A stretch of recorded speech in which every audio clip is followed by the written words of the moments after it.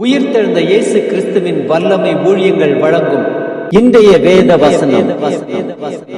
Resurrected power of Jesus Christ ministry presents today's Bible verse.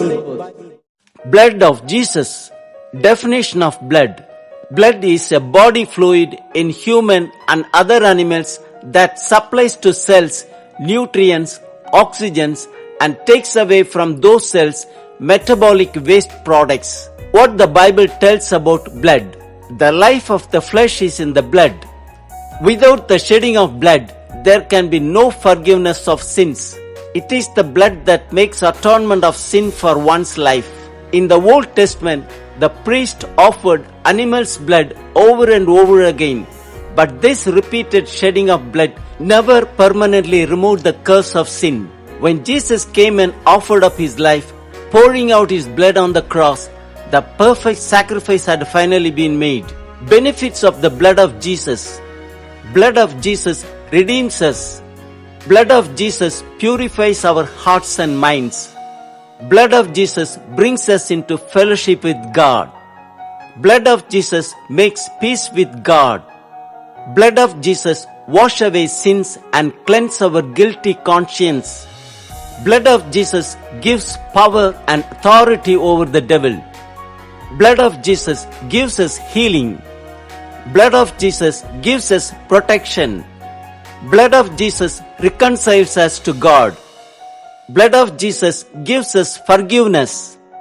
Blood of Jesus sanctifies us. Blood of Jesus opens the way to the presence of God. Blood of Jesus gives us eternal life with Christ. Blood of Jesus saves us from the wrath of God. Blood of Jesus allows us to be forgiven for our sins. Are you feeling guilty over your past sins? Precious blood of Jesus washes away all your sins and cleanses your guilty conscience. Confess your sins and he is faithful and just and will forgive all your sins and purify you from all unrighteousness. God bless you all. Today's Bible verse for 26th of November 2021 is from Colossians 1:14 and the theme is blood. Part 2. In whom we have redemption through his blood, the forgiveness of sins. குமாரனாகிய அவருக்குள் அவருடைய இரத்தத்தினாலே பாவ மன்னிப்பாகிய மீட்பு நமக்கு உண்டாயிருக்கிறது. இரத்தத்தை குறித்ததான வேத வசனங்களை பார்க்கலாம். எபேசியர் 2:13 வாசிக்கிறோம். முன்னே தூரமாயிருந்த நீங்கள் இப்பொழுது கிறிஸ்து இயேசுவுக்குள் கிறிஸ்துவின் இரத்தத்தினாலே சமீபமானீர்கள். ஏசாயா 1:18 வாசிக்கிறோம். வழக்காடுவோம் வாருங்கள் என்று கர்த்தர் சொல்லுகிறார். உங்கள் பாவங்கள் சிவேரென்று இருந்தாலும் உறைந்த மழையைப் போல் வெண்மையாகும். அவைகள் இரத்தாம்பர சிவப்பாய் இருந்தாலும் பஞ்சை போலாகும். எபிரேயர் 13:20-21 வாசிக்கிறோம். நித்திய உடன்படிக்கையின் இரத்தத்தினாலே ஆடுகளுடைய பெரிய மேய்ப்பரான நம்முடைய கர்த்தராகிய இயேசுவை மரித்தோரிலிருந்து ஏறி வர பண்ணின சமாதானத்தின் தேவன் இயேசு கிறிஸ்துவை கொண்டு தமக்கு முன்பாக பிரியமானதை உங்களில் நடப்பித்து நீங்கள் தம்முடைய சித்தத்தின்படி செய்ய உங்களை சகலவித நற்கிரியையிலும் சீர்பொருந்தினவர்களாக்குவாராக. அவருக்கு என்றென்றைக்கும் மகிமை உண்டாவதாக. ஆமேன். லூக்கா 22:20 வாசிக்கிறோம். போஜனம் பண்ணின பின்பு அவர் அந்த படியே பாத்திரத்தையும் கொடுத்து, இந்த பாத்திரம் உங்களுக்காக சிந்தப்படுகிற என்னுடைய இரத்தத்தினாலாகிய புதிய உடன்படிக்கையாயிருக்கிறது என்றார். எரேமியா 7:5-6-7 வாசிக்கிறோம்.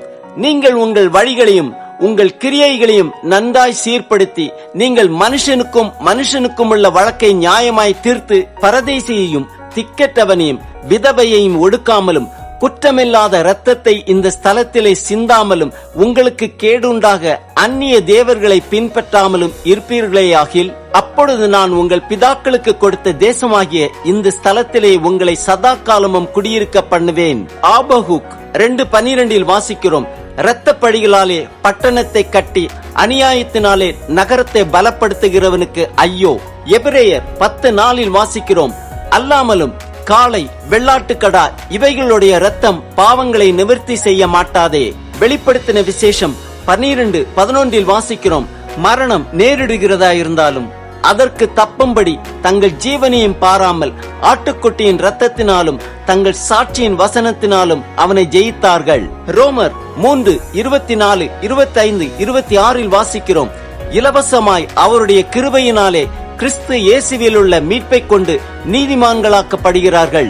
தேவன் பொறுமையாயிருந்து முற்காலத்தில் நடந்த பாவங்களை தாம் பொறுத்து கொண்டதை குறித்தும் தம்முடைய நீதியை காண்பிக்கும் பொருட்டாகவும் தாம் நீதி உள்ளவரும் இயேசுவினிடத்தில் விசுவாசமாய் இருக்கிறவனை நீதிமான் ஆக்குகிறவருமாய் விளங்கும்படி இக்காலத்திலே தமது நீதியை காண்பிக்கும் பொருட்டாகவும் கிறிஸ்து இயேசுவினுடைய இரத்தத்தை பற்றும் விசுவாசத்தினாலே பலிக்கும் கிருபாதார பலியாக அவரையே ஏற்படுத்தினார்.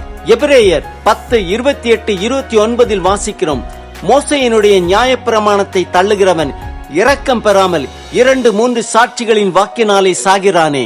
தேவனுடைய குமாரனை காலின் கீழ் மிதித்து தன்னை பரிசுத்தம் செய்த உடன்படிக்கையின் இரத்தத்தை அசுத்தம் என்றெண்ணி கிருபையின் ஆவியை நிந்திக்கிறவன் எவ்வளவு கொடிதான ஆக்கினைக்கு பாத்திரவானாய் இருப்பான் என்பதை யோசித்து பாருங்கள். ரோமர் 5:8-9 வாசிக்கிறோம். நாம் பாவிகளாய் இருக்கையில் கிறிஸ்து நமக்காக மரித்ததினாலே தேவன் நம்மேல் வைத்த தமது அன்பை விளங்க பண்ணுகிறார். இப்படி நாம் அவருடைய இரத்தத்தினாலே நீதிமான்களாக்கப்பட்டிருக்க கோபாக்கினைக்கு நீங்களாக அவராலே நாம் ரட்சிக்கப்படுவது அதிக நிச்சயமாமே. ஆம், இயேசு கிறிஸ்துவின் இரத்தத்தினாலே பாவ மன்னிப்பாகிய மீட்பு நமக்கு உண்டாயிருக்கிறது. நம் பாவங்கள் சிவேரென்று இருந்தாலும் உறைந்த மழையைப் போல வெண்மையாக்குவார். அவைகள் இரத்தாம்பர சிவப்பாய் இருந்தாலும் பஞ்சை போல ஆக்குவார். இன்றைய இரட்சணியனால் இயேசு கிறிஸ்துவின் இரத்தத்தினாலே பாவ மன்னிப்பை பெற்றுக்கொண்டு பரலோக ராஜ்யத்தை சுதந்திரித்துக் கொள்வோம்.